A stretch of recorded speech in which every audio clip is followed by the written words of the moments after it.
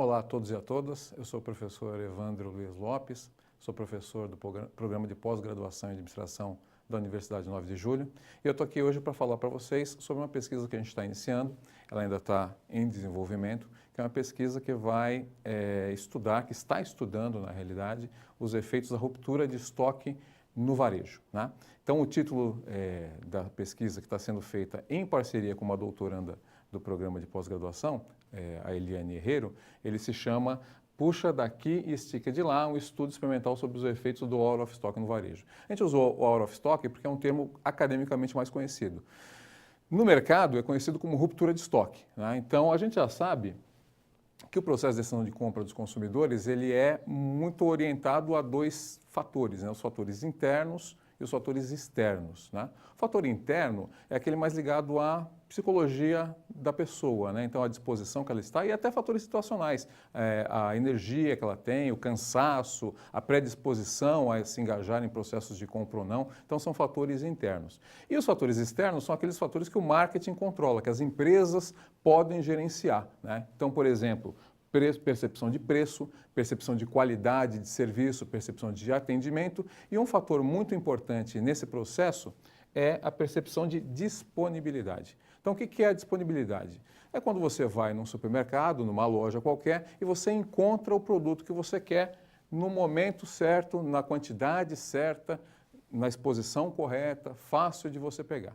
Hoje em dia, a gente já está muito acostumado com as lojas de autosserviço, aquelas lojas que você vai até o produto e você pega pessoalmente. Então é muito importante que a disponibilidade seja alcançada pelo varejista. O varejista tem que deixar disponível os produtos para que o consumidor possa pegar. Um fator que acontece que infelizmente não é tão incomum assim, é você chegar numa loja e encontrar uma situação como essa, uma gôndola parcialmente abastecida, mas com algumas partes da exposição com falta de produto. Isso é chamado de ruptura de estoque, tá? Ruptura de estoque ela pode acontecer por vários problemas de gestão e até alguns problemas não relacionados à gestão. Então, por exemplo, descontrole entre estoque teórico e estoque físico, né? Então, as empresas varejistas usam sistemas de parametrização de reabastecimento que informam o comprador o momento certo de colocar um pedido para reabastecer determinado produto. Se tiver um descompasso entre o que está na gôndola com o que está controlado pelo sistema, o pedido pode não sair a tempo e gerar uma ruptura de estoque. Um furto pode gerar também uma ruptura de estoque. Então, alguma pessoa mal intencionada chega na loja, furta algum produto, subtrai algum produto, o sistema acredita que o produto está lá, só que o produto não está mais disponível, então pode gerar uma ruptura de estoque. Ou até um caso, eu deixei uma figura aqui ilustrando, uma situação em que provavelmente uma oferta, então um apelo de preço bastante forte, fez com que o consumo daquele produto fosse potencializado, então as pessoas se interessaram mais por aquele produto e compraram mais do que o histórico do que aquele produto vinha apresentando e aí gerou uma ruptura, né? Então, rupturas de estoque, se você pensar e for ver na sua vida, acontecem com grande frequência, né? O problema é quando a ruptura de estoque chega nesse nível, né? Um nível em que ele compromete a exposição e compromete a liberdade de escolha do consumidor, né? Então também não é incomum, se você parar e pensar, nas últimas vezes que você foi a alguma loja de departamento ou algum supermercado, que é mais a nossa rotina, e você vê gôndolas assim, né? Gôndolas totalmente desabastecidas. Então isso é um grande problema para o varejista, porque ele vai perder faturamento, para o consumidor, porque ele vai se frustrar, ele não vai ter a sua necessidade de compra atendida, e para a sociedade, no modo geral, por conta de recolhimento de impostos, por conta de nível de emprego, enfim. Então, os reflexos maléficos da ruptura de estoque, eles são bastante grandes, né? Então, a gente quis fazer um estudo acerca disso, né? Estudos anteriores já tinham mostrado que a ruptura de estoque ou o out of stock, ele já era um fenômeno conhecido, né? Então, alguns estudos antecedentes já mostraram o seguinte, que quando o consumidor vai com um produto-alvo já em mente até o local de consumo, até a loja, e se depara com um out of stock, com uma ruptura de estoque daquele produto-alvo, o descontentamento é maior do que quando ele não tinha esse produto-alvo na cabeça. Então, Não é difícil a gente imaginar essa situação, né? Então você está indo para o supermercado para comprar uma marca determinada de arroz ou uma marca de um sabão em pó e você chega na loja e não tem aquele produto que você tinha em mente. Então a sua frustração é maior do que quando a ruptura é num produto que não necessariamente era seu alvo de compra, mas podia ser uma opção. Qual que é o problema disso? É que 75% da decisão de compra é feito no ponto de venda. Poucos itens você vai marcar na sua listinha, geralmente a categoria do produto que você precisa. Então, eu preciso comprar sabão em pó, preciso comprar sabão em barra, preciso comprar sabonete, arroz, feijão, mas geralmente a gente não anota a marca que a gente vai consumir. Essa decisão é feita lá no ponto de venda, pela disponibilidade, por uma oferta de preço, por lançamento de um novo produto, enfim. Então, 75% das decisões de compra são realizadas no ponto de venda. Então, nem sempre aquele produto-alvo é tão importante assim. Geralmente, a gente quer ter uma loja mais convidativa, mais apropriada, mais adequada para a gente fazer a nossa compra. Então, pensando nisso, que a gente elaborou esse problema de pesquisa, analisar os efeitos da ruptura, né, do out of stock, na avaliação que o consumidor faz do varejo, analisando os gatilhos mentais que fazem ele ter esse comportamento, ou pelo menos essa intenção comportamental. Então, isso que motivou eu e a Eliane Herrero a conduzir esse estudo, né? Então, lendo trabalhos anteriores, a gente fez uma formulação inicial de hipótese, né? Qual que foi a formulação que a gente fez? Que níveis maiores de ruptura iam aumentar a percepção de preços baixos. Por quê? É muito comum aquela primeira situação que a gente viu. Um produto ele tem um preço regular e quando o varejista faz uma grande oferta de preço daquele produto, uma promoção, leve 3, pague 2, leve 5, pague 3, né? Quando ele faz qualquer tipo de ação promocional, promocionando o produto, ele tenha um crescimento na venda rápido, né? Porque o consumidor é muito sensível a uma boa oferta de produto, e, ao mesmo tempo, a empresa não se preparou adequadamente com o reforço do estoque, né? Então, isso pode ocasionar uma ruptura, uma falta de produto na gôndola. Então, a teoria nos indicou o seguinte, que para determinados níveis de fora de estoque, de ruptura de produto, poderia ser que mentalmente o consumidor ia atribuir isso a um preço baixo praticado pelo varejista. Então, essa foi a nossa primeira situação hipotética. A segunda foi que elevados níveis de ruptura de produto, elevados níveis de falta de produto na gôndola, podem influenciar a percepção que o consumidor tem da qualidade percebida do serviço daquele varejista, né?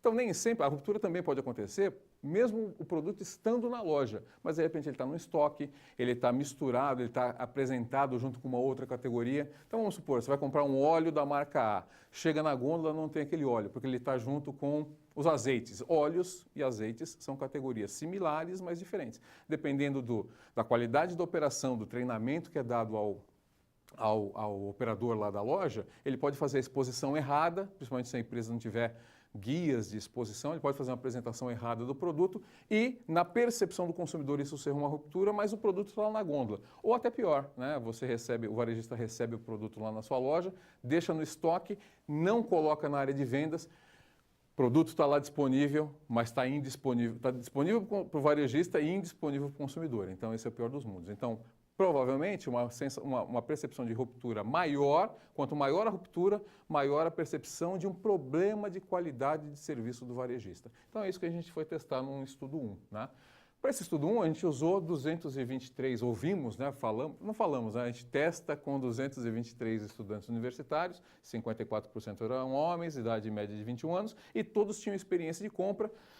Em grande medida, pelo menos 2 ou 3 vezes por semana, eles compravam e eram pessoas, apesar de serem estudantes, eram estudantes responsáveis por suas decisões de consumo, né? A gente não queria que ele tivesse nenhum produto objetivo. Então, a gente simulou uma situação por meio de uma descrição de cenário, né? A gente chama isso de storytelling. Formamos uma história. A história era o seguinte: pensa que você está perto da sua casa e abriu uma loja nova, uma loja varejista nova, você não tinha nada para comprar, mas foi lá para conhecer essa loja. E você entrou na loja, passeando pelos corredores, você se deparou com uma apresentação de produto, né? No caso, a apresentação de produto que é feito no equipamento que no varejo a gente chama de gôndola, né? Que é aquela prateleira, aquele estante geralmente de metal, enfim. Mas você deparou com uma apresentação de produto que a gente ia mostrar nas telas seguintes E aí a gente pede para você fazer uma avaliação de algumas escalas de medida que a gente colocou para esses estudantes, né? Então o estudante ia mentalmente construir essa história. Estava lá passando perto de casa, loja nova, entrei na loja, não tenho nenhuma categoria, não estou precisando de nada, só fui lá para conhecer a loja, vi uma exposição e vou falar minha impressão sobre essa exposição. E aí no final, se ele concordava, se esse aluno, se esse estudante, todos os 223 concordavam em participar, a gente perguntava se ele era um homem ou se ele era uma mulher, tá?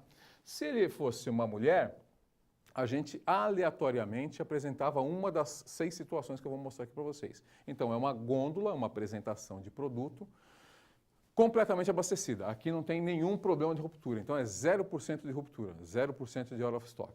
Na situação 2, já tem um buraquinho aqui, outro buraquinho aqui, outro buraquinho aqui, então já tem 6%, e é 6% porque pelo número de itens que a gente está apresentando não deu para fazer 5, então 6% de ruptura. A terceira situação, 10% de ruptura, 20%, 30%, 40%, então a gente chegava numa situação em que a gôndola estava assim, né? Então tinha produto disponível, mas existiam vários espaços de falta de produto, de ruptura de estoque. A gente não quis comprometer a disponibilidade, então todos os produtos que estavam naquela primeira tela de apresentação, naquela primeira apresentação, primeira exposição, todos estão aqui também. Então aqui é mais uma questão de não repetir as frentes dos produtos, porque a gente não queria entender o processo de disponibilidade, a gente queria entender a percepção de ruptura de estoque. O estoque está faltando, tá? Se o estudante indicasse que era homem, a gente apresentava uma dessas 6 situações com produtos masculinos. A diferença entre uma exposição e outra é que a exposição para mulheres era de produto feminino, de consumo feminino, e a apresentação para os rapazes era de consumo de produtos masculinos, né? Então saía também desde totalmente abastecido até uma situação de 40% de ruptura de estoque ou de out of stock, tá? E cada indivíduo viu apenas uma exposição e ele respondia em relação a essa exposição que ele estava vendo. Então isso é importante porque não é uma situação comparativa. A gente faz o storytelling, ele pensa na loja, pensa que está andando e vê uma apresentação e me dá impressão sobre aquela apresentação. E aí a gente tabula e vamos fazer os grupinhos, né? Um pequeno grupinho viu 0% de out of stock, um pequeno grupinho viu 40%, um pequeno grupinho viu 20% e assim vai. Então a gente tabula pela média. Então o que a gente olhou, né? Então aqui um gráfico simples, aqui está uma escala de avaliação e aqui a gente tem uma escala de percentual de ruptura, indo de 0, a gôndola estava abastecida, é aquela primeira apresentação, até 40% de ruptura de estoque, de falta de produto. Então, quando a gente olha a qualidade percebida de serviços, a qualidade percebida vai caindo. Quanto maior a ruptura, menor a percepção de qualidade de serviço.